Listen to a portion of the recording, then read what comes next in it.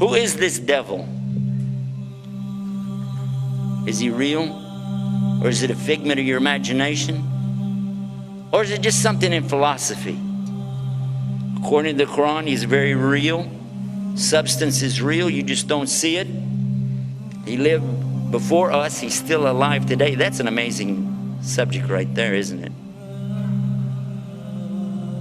That's amazing. The word shaitan is derived from the root shaitan, means impure and base. Shaitan refers to an entity that is rebellious, irrespective of whether it is of humans or jinn. It is also said that it means a nefarious soul who is distanced from Allah subhanahu wa ta'ala and from the truth. So shaitan is in both forms, the jinn and the humans, as Allah subhanahu wa ta'ala says.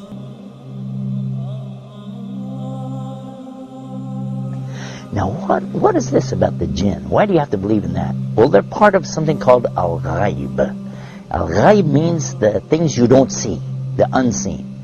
You agree and I agree, we don't see Allah. Okay, so he's in the ghaib, the unseen. We agree there are angels and you don't see them. They're in the ghaib, unseen, made out of light. And now the jinn, and we don't see them. They're also in the ghaib. They're made from a fire which has no smoke to it. And if fire has absolutely nothing like smoke to it, or that it could be that you don't see that either. There's heat that you don't actually see, isn't that true? The both kind of shayateen are trying to lead people to evil deeds. The jinn kind of them are whispering to your hearts so that you can't see them or hear their whispering. And the human kind of them are whispering to your hearts in a way that you can see and hear but not realize it as whispering. And he can be anyone, even a friend of you who suggests you for drinking alcohol or any other kind of evil deeds. As far as the question is concerned with Iblis, it should be noted that shaitan is a common noun, whereas Iblis is a proper noun. Iblis is also from among the jinn, who was the first creature that disobeyed Almighty Allah's command. We don't see the jinn, but we said that they have choices. And they were making choices even before Adam or human beings were ever created. And their choices were sometimes good, sometimes bad. From them comes the one we call Lucifer or Iblis. And who is that? Who is Lucifer? Who is Iblis? You might say he's the devil, the Satan or shaitan as he's called in the Arabic language. But actually he started out as a worshipper of Allah. And he was worshiping and praying to Allah and extolling Allah to the extent that Allah raised him up to be even with the angels.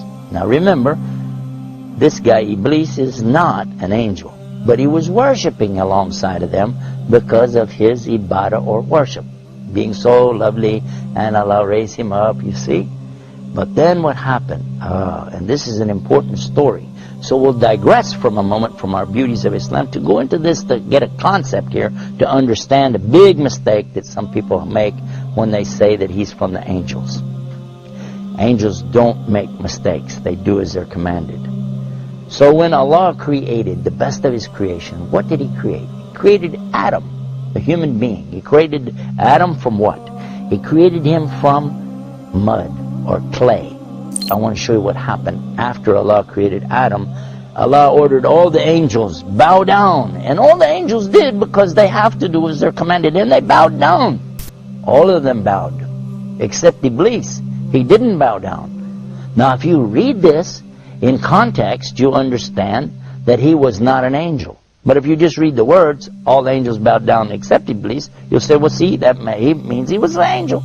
But otherwise, in the Quran we find in other places that Allah said he wasn't an angel, but he was from the jinn, and he's created from a smokeless fire. And that's exactly what he said. You created Adam from mud, but I'm created from something better, from a smokeless fire. So I refuse to bow down. Why? Because I'm better than him. I am better than Adam, and I refuse to bow down to him. By so doing, he disobeyed Allah. And whoever disobeys Allah, he's in trouble. But especially if he does it out of his arrogance and his pride. I refuse to obey because, I know better. And in this way, he put himself in the worst possible condition with Allah. Allah condemned him to hell forever. And he said, I don't even care. let me take him, meaning Adam, and his children along with me to hell. What? For what? Because of this thing called pride or arrogance. Kibr in the Arabic language. And what is kibr? And kibr is something comes from kabara. Kabara is the root of the word akbar. And only Allah is akbar. Allah is greater and greater and greater than anything. But a human being has no right in front of Allah or anything it's created. The jinn, the angels, nothing have the right to come in front of Allah like this and say, who am I? I'm this, I'm that. No. Allah gave you a commandment. You do it.